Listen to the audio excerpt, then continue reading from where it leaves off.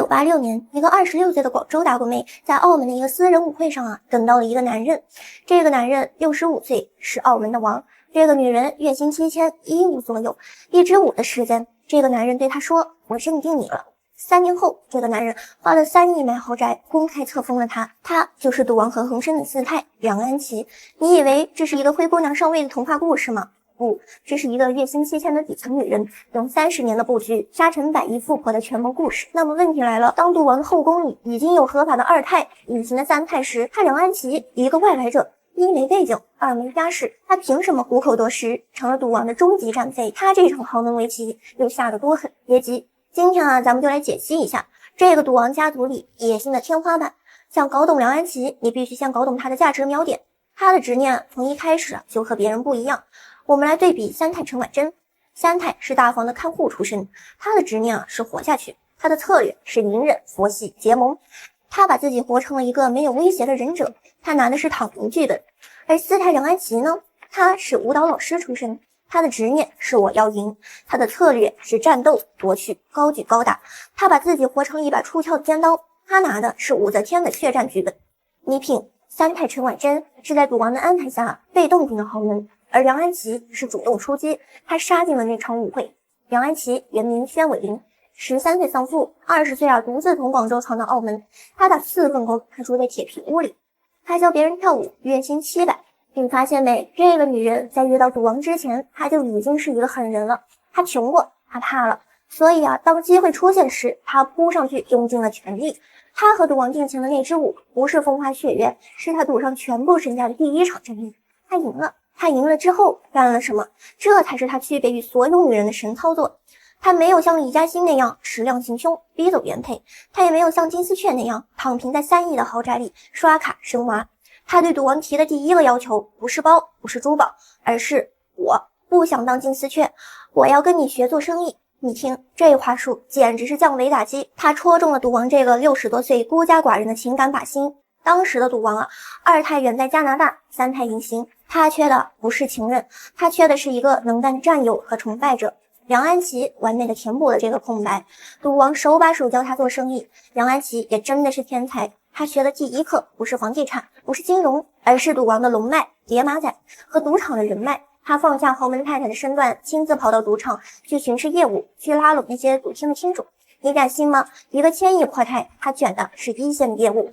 赌王龙颜大悦，他放手让梁安琪去干。梁安琪反手就杀进了房地产、餐饮、娱乐。他赚来的钱不是零花钱，是他的私兵和金库。他用10年的时间，从一个舞女杀成了商界的女强人。他证明了自己的价值，然后他亮出了他的第2张王牌，也是最狠的一张生。这又是一个知识点，后发劣势与优势。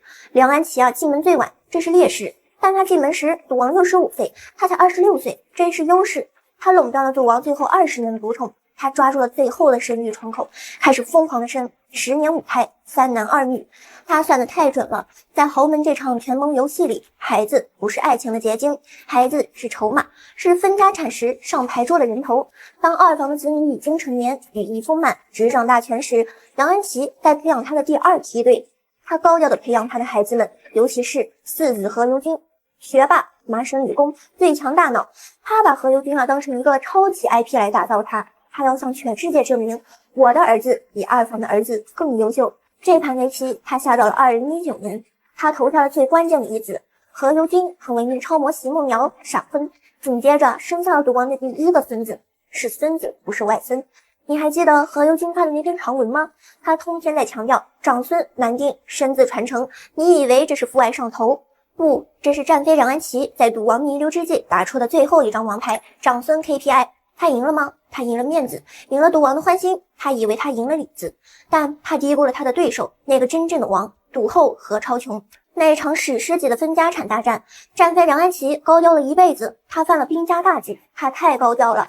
他试图联合找房，在赌王中风时吞掉奥博的核心股份，他吃相太难看了。这一下惹毛了2个人，一个是王后何超琼，一个是忍者3太。